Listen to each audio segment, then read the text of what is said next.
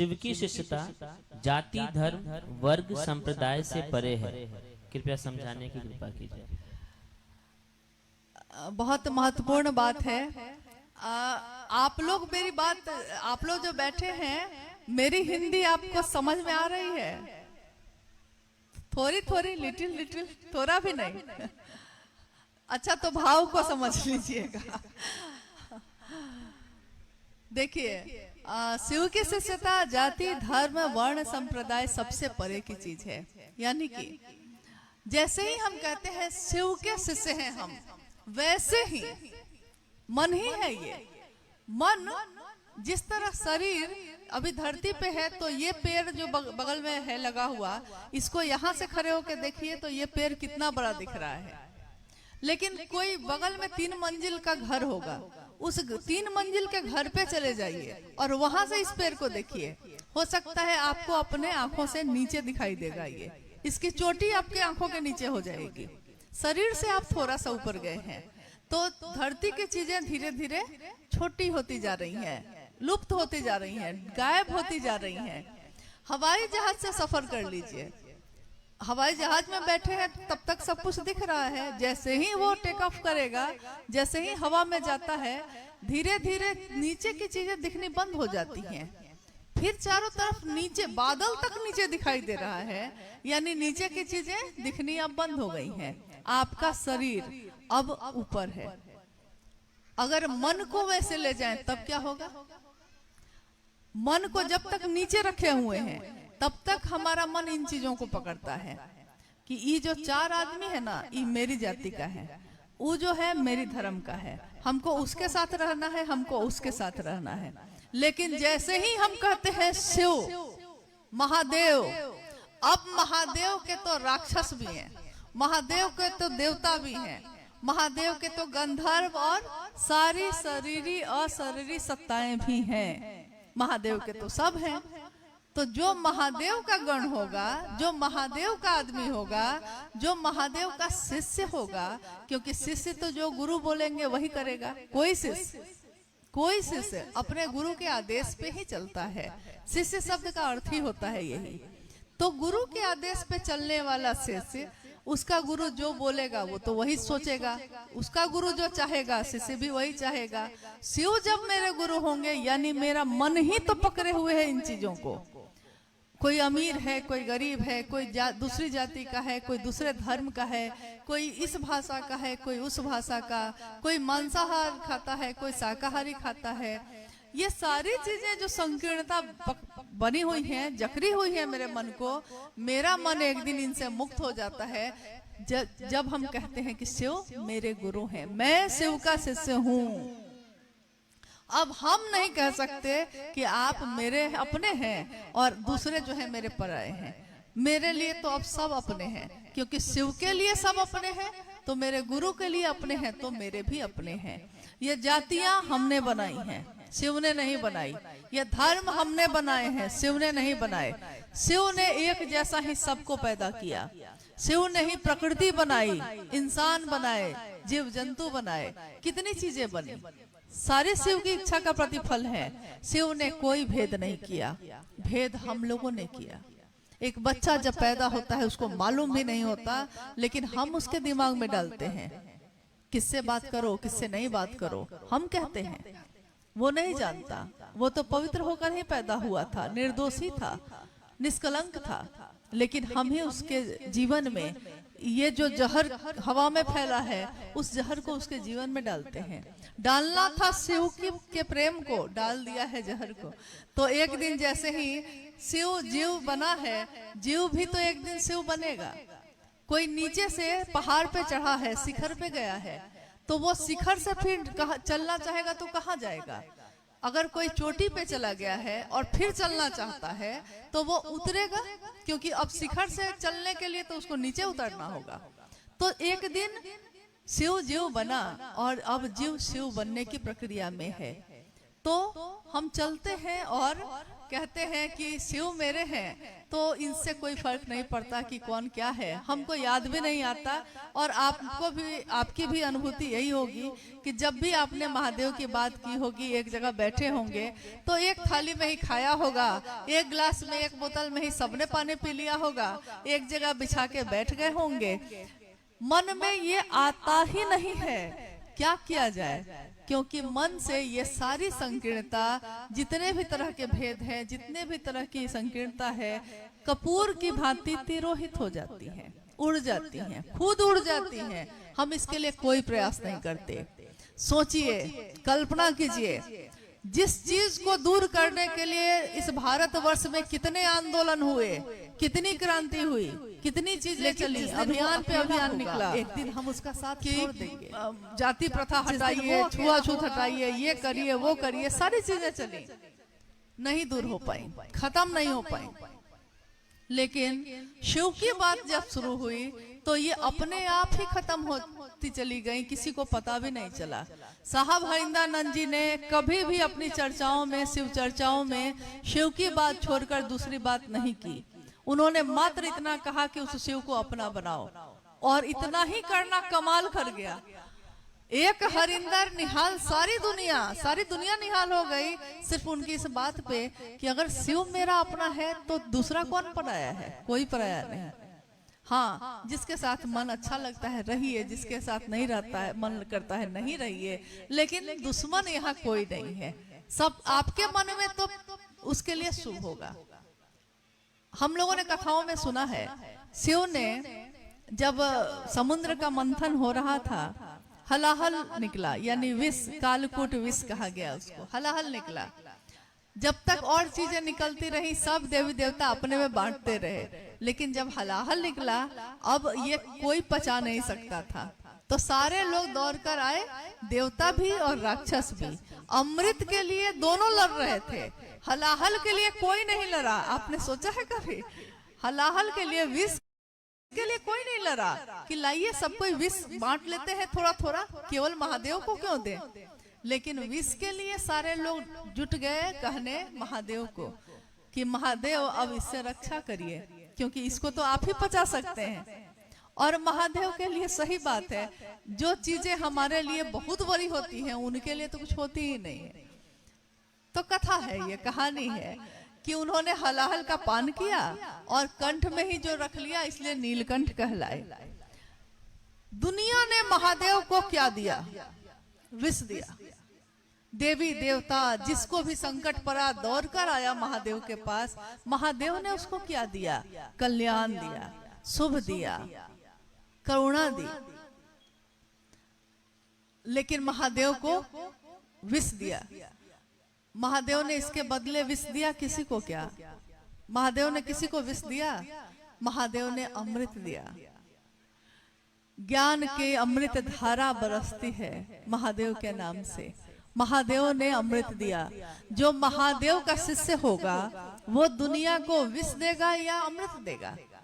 वो दुनिया में जहर नहीं घोलता, वो दुनिया को अमृत देता है। अमृत मतलब वो नहीं जो पी लिया जाए, अमृत मतलब वो जो आपके जीवन को शुभ्र चिन्मयी उद्वेलन से भर दे, आध्यात्मिक तरंगों से भर दे, शिव की तरफ चलने का रास्ता दिखाए। तो इस रास्ते पे चलने का आग्रह भी है आप सबों से, और हम लोगों का विश्वास है। पिछली बार जब साहब आए थे इस कालीकट में, यहाँ कुछ गुरु भाई लोग जो बैठे हैं, कुछ सीतामढ़ी के हैं और जगह के भी हैं, लखीसराय के हैं, कुछ लोग आए थे यहाँ। कोई एक आता है, शिव की बात फैलाता है, लोगों तक पहुंचाता है। लेकिन एक दिन ये दुनिया बदलती है, फिर से शिव की तरफ चलती है।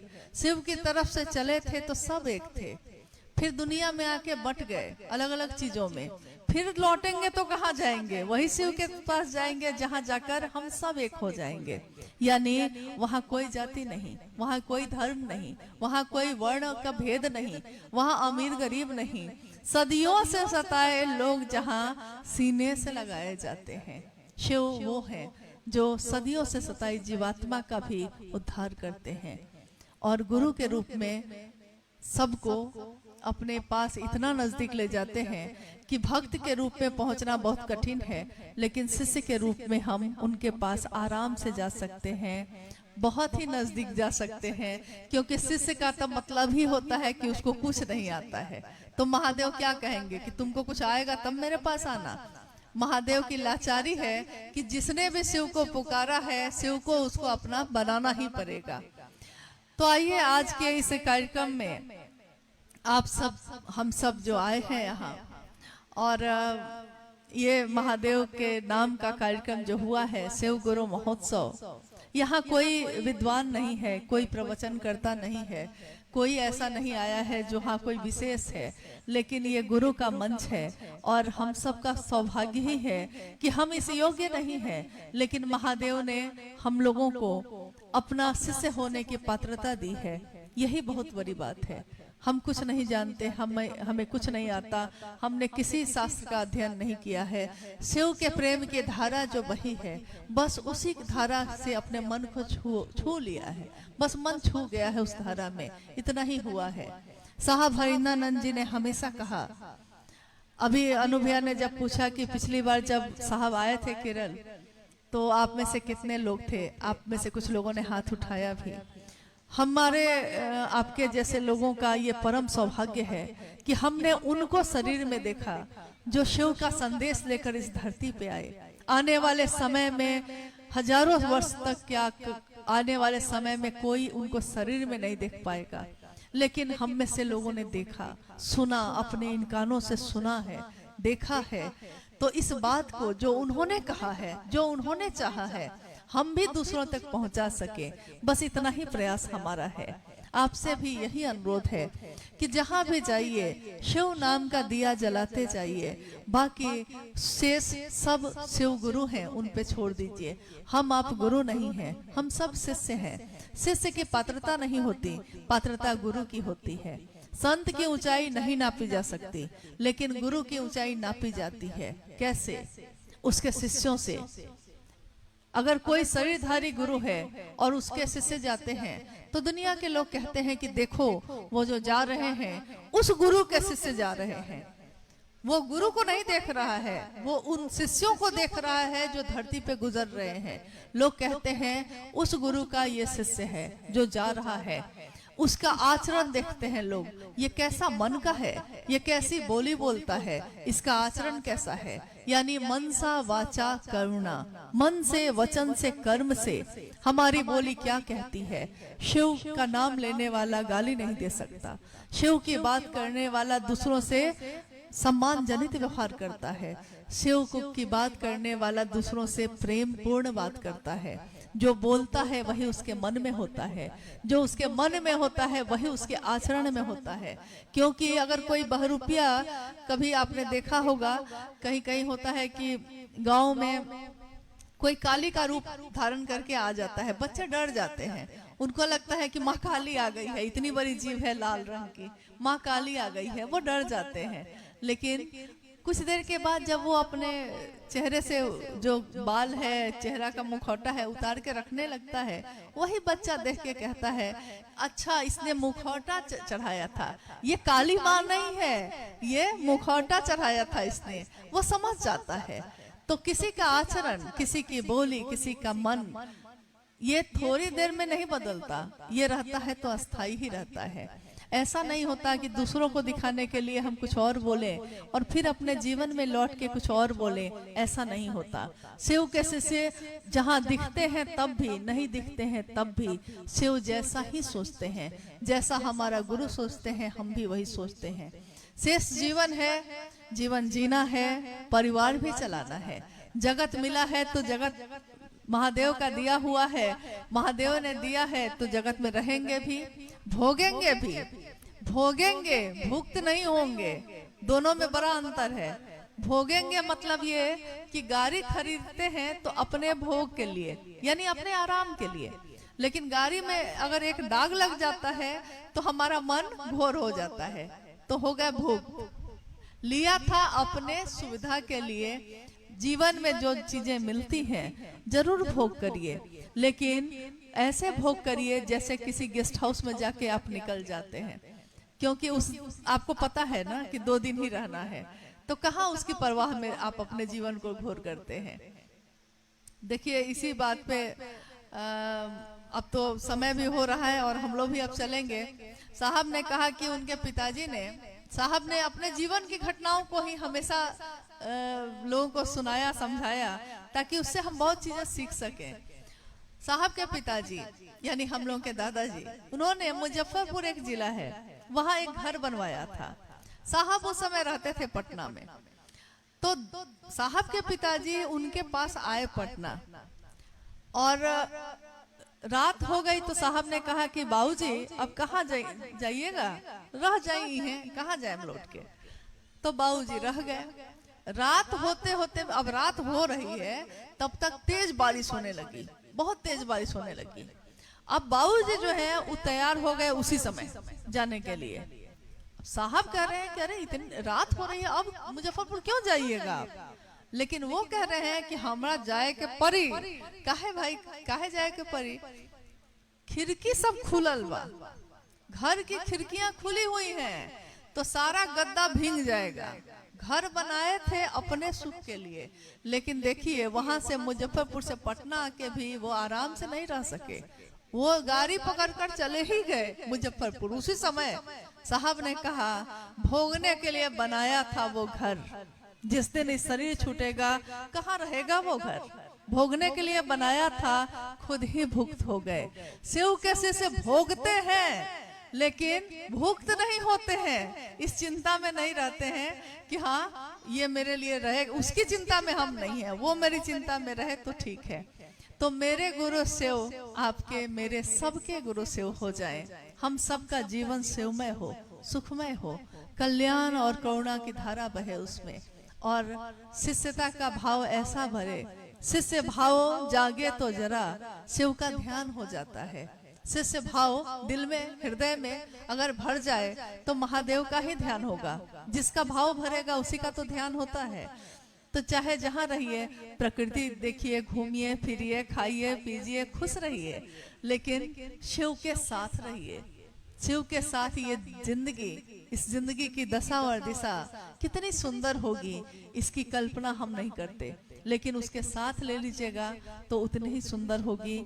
हमारा आना सफल हो, आपका ये कार्यक्रम करना सफल हो, क्योंकि आपने कितनी मेहनत की होगी, इसकी कल्पना हम लोग नहीं कर सकते। जहाँ पे उपजाऊ जमीन है वहाँ तो कोई जाके खेती कर लेता है, जहाँ शिव से जुड़ाव होकर भी न है वहाँ जाकर बिया छींटना, पौधे बनाकर सींच लेना, ये मामूली बात नहीं है। मेरे गुरु शिव, आपके गुरु शिव हम सबको ये सामर्थ्य दें, ये ताकत दें कि हम उनके काम को धरती के कोने कोने तक पहुंचा सके। साहब हरिंदरानंद जी, दीदी नीलम आनंद जी की दया आशीर्वाद ऐसा हो हम सभी शिव शिष्य पर, और जो कि है, जो कि हमारे साथ आपके साथ हैं, वो लगातार हैं। मनसा क्या है हमारी, ये पहले स्पष्ट कर दीजिए। मनसा अगर ये है कि शिव की बात दूर दूर तक पहुंचा देंगे, पहुंचा देंगे, हम जाएं या ना जाएं। फोन से पहुंचा सकते हैं तो फोन से ही पहुंचाएंगे। अच्छी बात जो मेरे जीवन है दूसरों के जीवन में भी वो जाए, बस इतना हम कर लें, इसी की कामना है, इसी की प्रार्थना है आप सभी से। हम सबका जीवन शिवमय हो, आप सभी के जीवन में, आप सबके चरणों में मेरा प्रणाम।